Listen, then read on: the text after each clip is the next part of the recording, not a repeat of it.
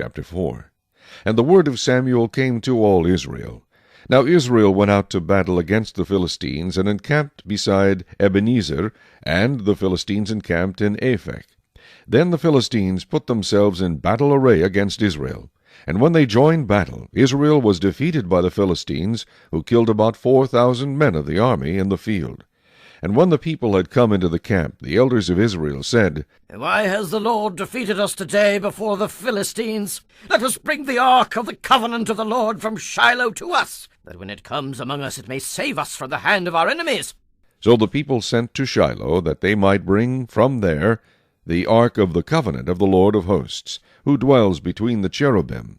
And the two sons of Eli, Hophni and Phinehas, were there with the ark of the covenant of God.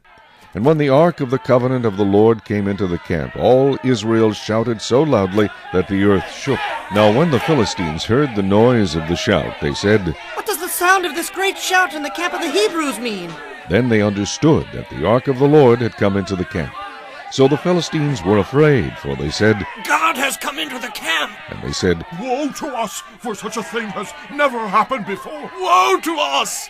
Who will deliver us from the hand of these mighty gods? These are the gods who struck the Egyptians with all the plagues in the wilderness. Be strong and conduct yourselves like men, you Philistines, that you do not become servants of the Hebrews, as they have been to you. Conduct yourselves like men and fight. So the Philistines fought, and Israel was defeated, and every man fled to his tent. There was a very great slaughter, and there fell of Israel 30,000 foot soldiers. Also the ark of God was captured, and the two sons of Eli, Hophni and Phinehas, died. Then a man of Benjamin ran from the battle line the same day, and came to Shiloh with his clothes torn and dirt on his head. Now when he came, there was Eli sitting on a seat by the wayside watching, for his heart trembled for the ark of God. And when the man came into the city and told it, all this city cried out. When Eli heard the noise of the outcry, he said, What does the sound of this tumult mean? And the man came quickly and told Eli. Eli was 98 years old, and his eyes were so dim that he could not see.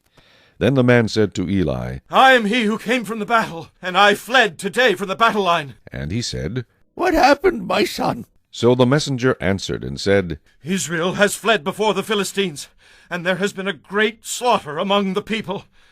Also, your two sons, Hophni and Phinehas, are dead, and the ark of God has been captured.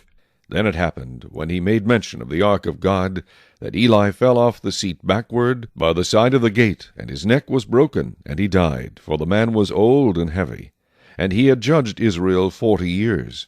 Now his daughter-in-law, Phinehas's wife, was with child due to be delivered.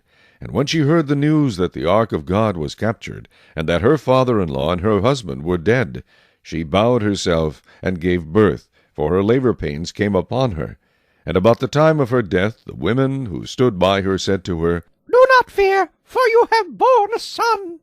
But she did not answer, nor did she regard it. Then she named the child Ichabod, saying, The glory has departed from Israel, because the ark of God has been captured, and because of her father-in-law and her husband. And she said, The glory has departed from Israel, for the ark of God has been captured.